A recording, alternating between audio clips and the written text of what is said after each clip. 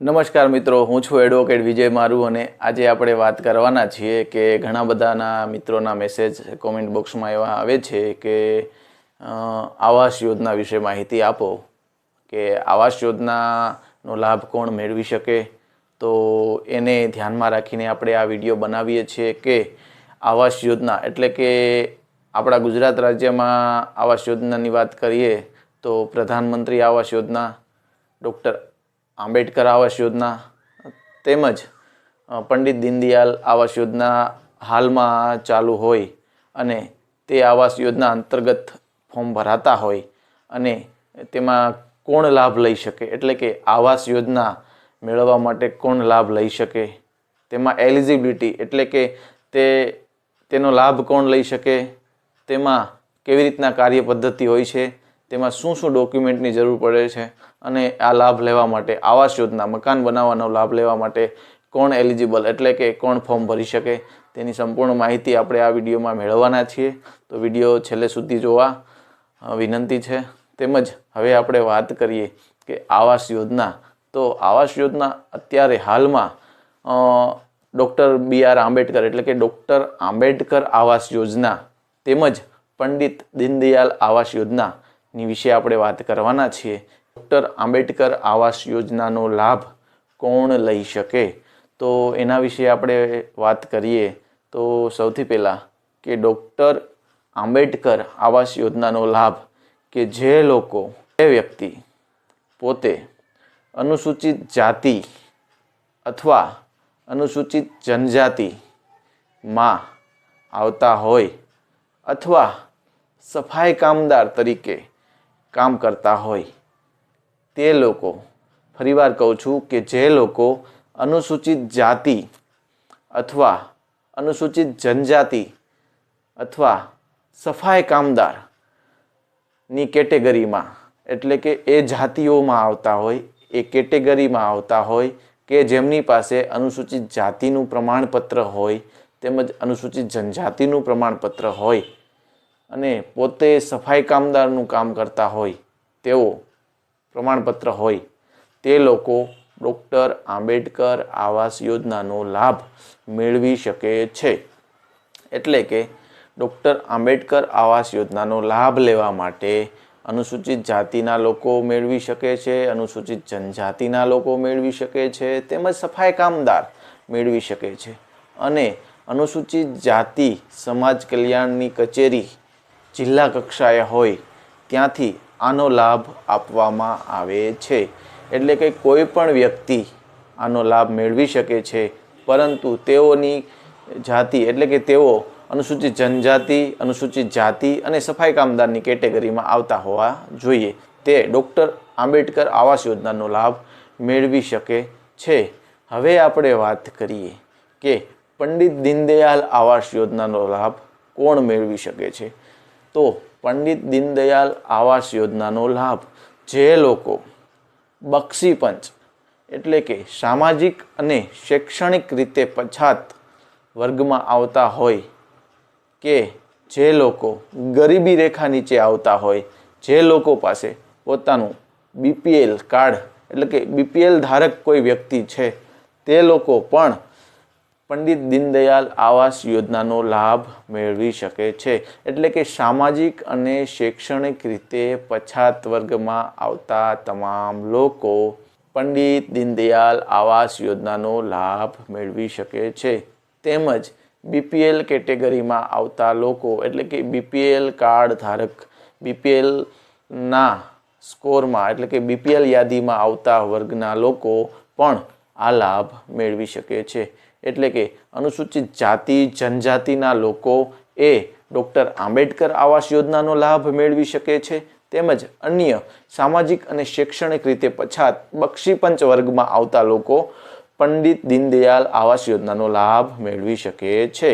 તો આ બંને આવાસ યોજનાનો લાભ મેળવવા માટે ડોક્યુમેન્ટની વાત કરીએ તો બંને આવાસ યોજનાનો લાભ લેવા માટે સરખા ડોક્યુમેન્ટની જરૂર પડે છે જે આપણે સ્ક્રીન ઉપર બતાવીશું તેમજ સ્ક્રીન ઉપર જોતા રહેવું. તેમજ આપણે વાત કરીએ કે આંબેડકર આવાસ યોજના તેમજ પંડિત દીનદયાલ આવાસ યોજનામાં શું ડોક્યુમેન્ટ જોઈએ તો સૌથી પહેલાં તો કોઈ પણ વ્યક્તિ કે જેઓને આ યોજનાનો લાભ લેવો છે, આ આવાસ યોજનાનો લાભ લેવો છે, આ બંને આવાસ યોજના પૈકી કોઈ એક યોજનાનો લાભ લેવો છે, તો તેમને સૌથી પહેલાં તો પોતાના નામે કોઈ પ્લોટ હોવો જરૂરી છે. એટલે કે આ યોજનાનો લાભ લેવા માટે પોતાના નામે એક પ્લોટ હોવો જરૂરી છે. તેમજ જો પોતા પાસે પ્લોટ ન હોય તો પોતાના નામનું જર્જરિત મકાન એટલે કે પડી ગયેલું મકાન, ગાર માટીનું મકાન, કાચું મકાન, આના માટે જરૂરી છે કે કોઈ પણ આંબેડકર આવાસ યોજના કે પંડિત દીનદયાળ આવાસ યોજના, આ યોજનામાં ઘર પાક્કું બનાવવા માટે લાભ લેવો હોય તો તેઓએ પોતે પોતાના નામનો પ્લોટ હોવો જોઈએ ખુલ્લો, અથવા તો પોતાનું મકાન છે તે કાચું હોવું જોઈએ, ગાર માટીનું હોવું જોઈએ કે જર્જરિત હાલતમાં હોવું જોઈએ. આ યોજનાનો લાભ પાક્કા મકાન ધારક લોકોને મળતો નથી. એટલે કે જે વ્યક્તિ છે તેમની પાસે પોતાનું પાક્કું મકાન આવેલું છે તે લોકો આ યોજનામાં અરજી કરી શકશે નહીં. જો અરજી કરશે તો પોતાની અરજી નામંજૂર ઉપરથી અધિકારીઓ દ્વારા કરવામાં આવશે.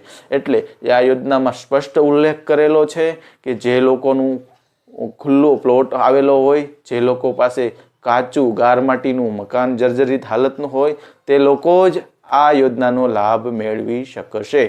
તો આપણે સરળતાથી સમજાવીએ છીએ. આશા રાખું છું કે આપને માહિતી વ્યવસ્થિત સમજાતી હશે. તો હવે આપણે વાત કરીએ કે બંને યોજના ડૉક્ટર બાબા સાહેબ આંબેડકર આવાસ યોજના તેમજ પંડિત દીનદયાળ આવાસ યોજનામાં ડોક્યુમેન્ટ સમકક્ષ એટલે કે સરખા જ રહેવાના છે.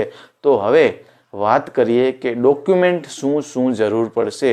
તો સૌથી પહેલાં તો પોતાના જે વ્યક્તિ પોતાના નામનું આવાસ યોજનામાં ફોર્મ ભરવા માંગતા હોય તેઓને પોતાના નામનું 2 નંબર એટલે કે પંચાયતનું 2 નંબર, પોતાની માલિકીનો આધાર એટલે કે 2 નંબર અથવા તો ગ્રામ પંચાયતની અકારણીમાં પોતાનું નામ હોવું જરૂરી છે. સૌથી પહેલો પુરાવો કે પોતાનું 2 નંબર માલિકી આધાર અથવા તો ગ્રામ પંચાયત કચેરીનું અકારણી પત્રક કઢાવેલું હોવું જરૂરી છે. હવે વાત કરીએ બીજા નંબરની. તો પોતાના આધાર કાર્ડની જરૂર પડે છે. તેમજ જે વ્યક્તિ આમાં લાભ લેવા માંગે છે તેના રેશન કાર્ડની જરૂર પડે છે. તેમજ પોતાના ચૂંટણી કાર્ડની જરૂર પડે છે. તેમજ પોતાની બેંક પાસબુકની પણ જરૂર પડે છે. તેમજ આગળ વાત કરીએ તો પોતાના જાતિના દાખલા એટલે કે પોતાના જાતિ પ્રમાણપત્રની જરૂર પડે છે. જો ડૉક્ટર આંબેડકર આવાસ યોજનામાં લાભ મેળવવા માંગતા હોય તો વ્યક્તિએ પોતાનો જાતિનો દાખલો અનુસૂચિત જાતિ અથવા તો જનજાતિનો હોવો જરૂરી છે. જો કોઈ વ્યક્તિ પોતાનું પંડિત દીનદયાળ આવાસ યોજનામાં લાભ મેળવવા માંગતા હોય તો પોતાનું જાતિ પ્રમાણપત્ર સામાજિક અને શૈક્ષણિક રીતે પછાત એટલે કે બક્ષી પંચનો હોવો જરૂરી છે. હવે વાત કરીએ આગળ તો પોતાના આવકના દાખલા એટલે કે આવક પ્રમાણપત્ર કે પોતાની આવક કેટલી છે એ દર્શાવતું પોતાનું આવક પ્રમાણપત્રની જરૂર પડે છે. હવે વાત કરીએ તો જે વ્યક્તિએ પોતાનું મકાન બનાવવાનું છે, જેને આ યોજના અંતર્ગત લાભ લેવાનો છે, તેને પોતાના ગ્રામ પંચાયત અથવા તો શહેરી કક્ષાએ બાંધકામ રજા ચિઠ્ઠી એટલે કે ફોર્મેટ મુજબની બાંધકામ રજા ચિઠ્ઠી મેળવવાની રહેશે, જે ગ્રામ્ય કક્ષાએ સરપંચ શ્રી દ્વારા આપવામાં આવે છે. તેમજ શહેરી કક્ષાએ પણ નગરપાલિકા ચીફ ઓફિસર દ્વારા આપવામાં આવે છે.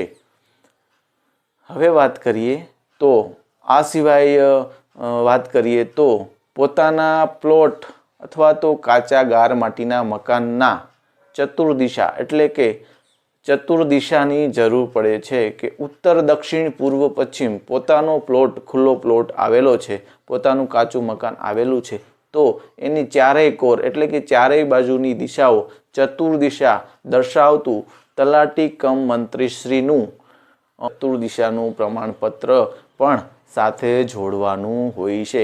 આ સાથે એક સ્વઘોષણા પત્ર એટલે કે સોગંદનામું પણ આપવાનું હોય છે કે તમારી પાસે કાચું ગાર માટીનું મકાન છે, જર્જરિત હાલતમાં છે, કે તમારી પાસે ખુલ્લો પ્લોટ છે જેને તમે અગાઉ ક્યારેય પણ ડૉક્ટર આંબેડકર આવાસ યોજના કે પંડિત દીનદયાળ આવાસ યોજનામાં અગાઉ ક્યારેય પણ તમે આ સહાય મેળવેલી નથી, જે દર્શાવતું સ્વઘોષણા પત્ર પણ તમારે આપવાનું હોય છે. આટલા કાગળો તમારે તમારી પાસે ભેગા કરીને તમારે કોઈ પણ ઓનલાઈન વર્ક એટલે કે ઓનલાઈન ફોર્મ ભરતા હોય કોઈ સાયબર કાફે છે કે ત્યાં તમારે જઈને અથવા તો તમે તમારા પર્સનલ લેપટોપમાં પણ ફોર્મ ભરી શકો છો. અને આટલી વિગતો ઓનલાઈન સબમિટ કર્યા બાદ ઓરિજિનલ ડોક્યુમેન્ટ સ્કેન કર્યા બાદ તમારું ફોર્મ ભરાઈ જશે અને ફોર્મ ઉપર કામ ચાલુ થઈ જશે એટલે કે તમારી અરજી ઉપર કામ ચાલુ થઈ જશે. એ અરજી સમાજ કલ્યાણની કચેરી એટલે કે અનુસૂચિત જાતિ એટલે કે ડૉક્ટર આંબેડકર આવાસ યોજનામાં ભર્યું હશે તો અનુસૂચિત જાતિની કચેરીમાં જશે, અને જો પંડિત દીનદયાળ આવાસ યોજનામાં ભર્યું હશે તો સામાજિક અને શૈક્ષણિક રીતે પછાત વર્ગની કચેરી બક્ષીમંચની કચેરીમાં તમારું ફોર્મ જશે. ત્યારબાદ સમાજ કલ્યાણ નિરીક્ષક એટલે કે જે તે કચેરીના સમાજ કલ્યાણ નિરીક્ષક દ્વારા તમારા અરજીને ધ્યાનમાં રાખીને સ્થળ તપાસ કરવામાં આવશે. સ્થળ તપાસમાં વિગતો ફોર્મમાં ભરેલી વિગતો યોગ્ય જણાઈ આવશે તો તમારું ફોર્મ સમાજ કલ્યાણ અધિકારી દ્વારા આપનું ફોર્મ મંજૂર કરવામાં આવશે. અથવા તો જો કોઈ ફોર્મમાં ખામી હોય કે જો તમે પાકું મકાન ધરાવતા હોય તો તમારું ફોર્મ નામંજૂર કરવામાં આવશે. તેઓ દ્વારા તમને જાણ કરવામાં આવશે. તો આ વાત થઈ કે આવાસ યોજનામાં ફોર્મ ભરવા માટે એટલે કે ડૉક્ટર આંબેડકર આવાસ યોજનામાં ફોર્મ ભરવા માટે અરજી કરવા માટે શું ડોક્યુમેન્ટની જરૂર પડે, કોણ ફોર્મ ભરી શકે, અને પંડિત દીનદયાળ આવાસ યોજનામાં ફોર્મ ભરવા માટે શું ડોક્યુમેન્ટની જરૂર પડે, કોણ ફોર્મ ભરી શકે, તેની તમામ વિગતોની આપણે માહિતી, સંપૂર્ણ માહિતી આ વિડીયોમાં મેળવી. આશા રાખું છું કે તમને માહિતી સારી નીવડશે. અને હજી જો આપ ભૂલી ગયા હોય કે હજી તો હું ફટાફટ એક શોર્ટમાં કહી દઉં છું કે ડૉક્ટર આંબેડકર આવાસ યોજનાનું ફોર્મ કોણ ભરી શકે. તો ડૉક્ટર આંબેડકર આવાસ યોજનાનું ફોર્મ અનુસૂચિત જાતિ, જનજાતિ અને સફાઈ કામદારમાં જે આવતા હોય તે લોકો ભરી શકે. તેમજ પંડિત દીનદયાળ આવાસ યોજનાનું ફોર્મ કોણ ભરી શકે તો સામાજિક અને શૈક્ષણિક રીતે પછાત વર્ગમાં આવતા લોકો, તેમજ બક્ષીપંચમાં આવતા લોકો, તેમજ BPL કાર્ડ ધારક લોકો એ પંડિત દીનદયાળ આવાસ યોજનાનું ફોર્મ ભરી શકે છે. તો આના માટે ડોક્યુમેન્ટ ક્યાં ક્યાં જોઈએ તો સૌથી પહેલાં તો જે વ્યક્તિ ફોર્મ ભરવાના છે તેનું પોતાનો માલિકી આધાર એટલે કે 2 નંબર અથવા તો અકારણી પત્રક, તેમજ આધાર કાર્ડ, રેશન કાર્ડ, ચૂંટણી કાર્ડ, બેંક પાસબુક, જાતિનો દાખલો, આવક પ્રમાણપત્ર, તેમજ બાંધકામ રજા ચિઠ્ઠી, તેમજ ચતુર્દિશાનો દાખલો, તેમજ એક સ્વઘોષણા પત્ર એટલે કે સોગંદનામું આપવાનું રહેશે. તો આ માહિતી આપણે ના ખબર હોય અને આવી જ માહિતી આપણે મેળવવા માંગતા હોય તો ચેનલને ઝડપથી સબસ્ક્રાઈબ કરી દો, સપોર્ટ કરો, શેર કરો અને કોમેન્ટ કરવાનું ભૂલશો નહીં કે તમે કેવા વિડીયો જોવા માંગો છો, તમે કયા વિષય ઉપર વિડીયો જોવા માંગો છો તેની માહિતી પણ આપતા રહો, જેથી કરીને નવા વિડીયો હું આપના માટે બનાવતો રહું અને આપને પૂરતી માહિતી આપતો રહું. જય ભીમ, નમો બુદ્ધાય.